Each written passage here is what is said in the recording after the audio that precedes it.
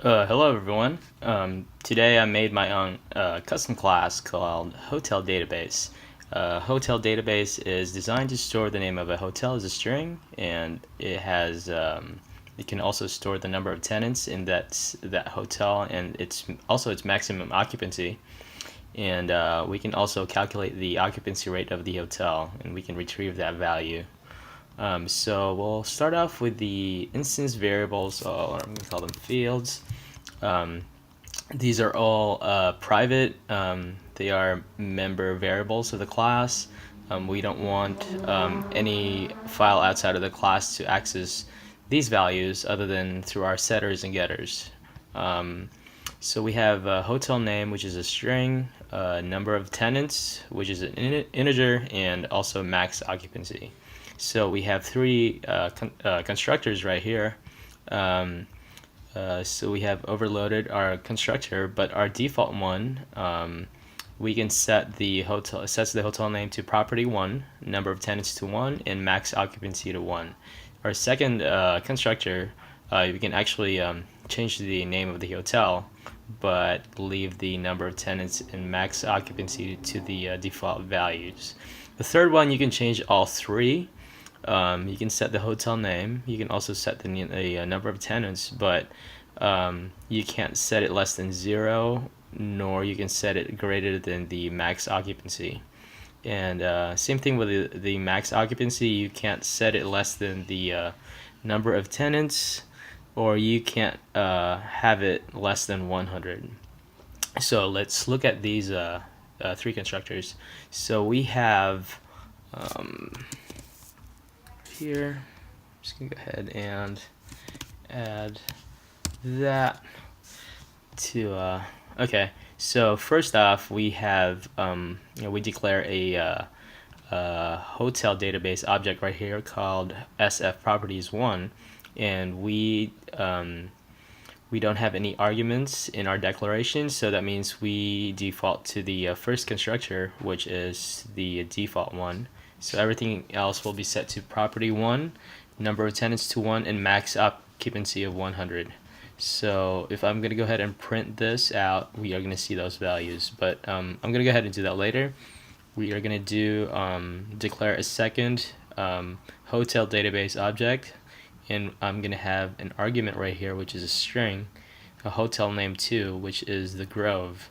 So we should expect our hotel to have the name the Grove. And third one, we are going to declare a third hotel right here, and we are going to use the third constructor. So we have hotel name 3, the Americana, number of tenants set at 89, and max occupancy set at 146.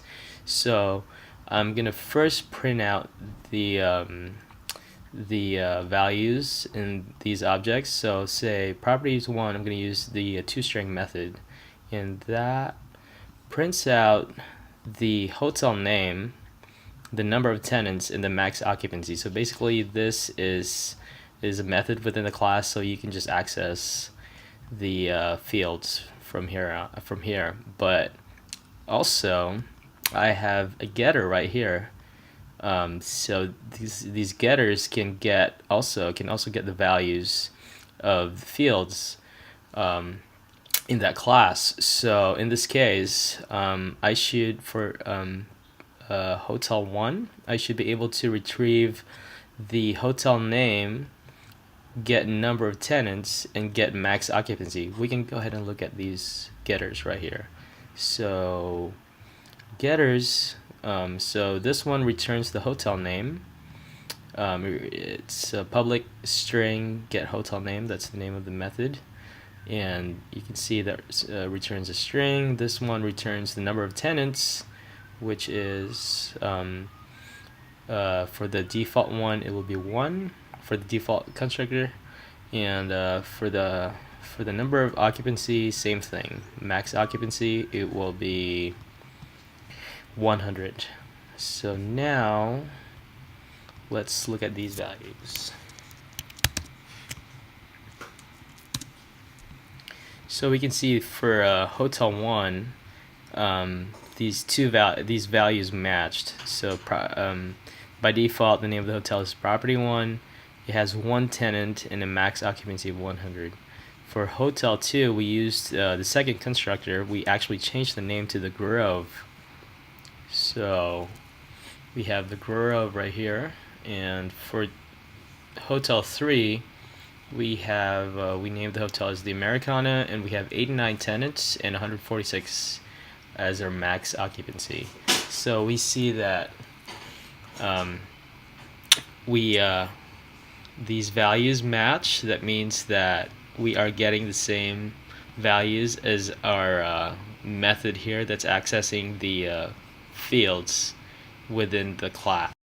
Now let's talk about our mutators or setters. Setters basically set the value of the or the values of the instance variables or the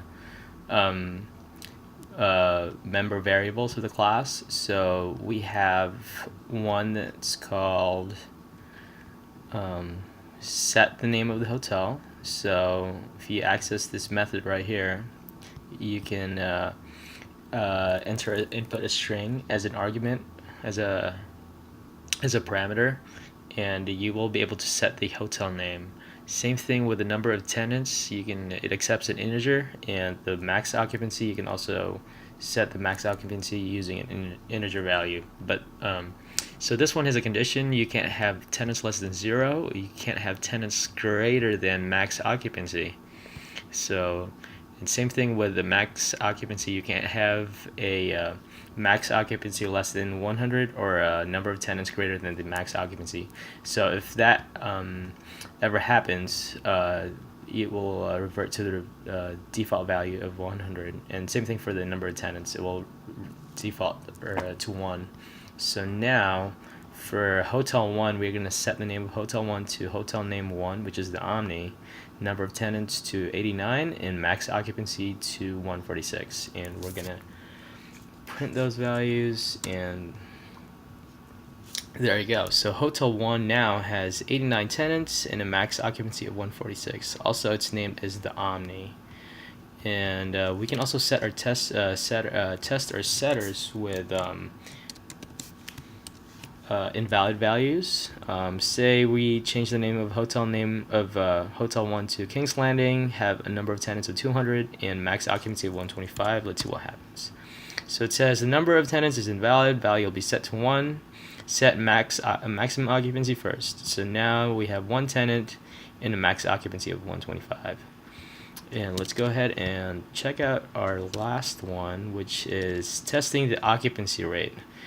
So we have this getter right here that returns the occupancy rate, basically the number of tenants times 100 divided by the max occupancy. So let's see what happens in this case. Yep, there you go. Occupancy rate 0 for King's Landing. So basically we have 1 divided by 125, that's 0%. Same thing with the Grove, 1 over 100, and 60% for the Americana. All right.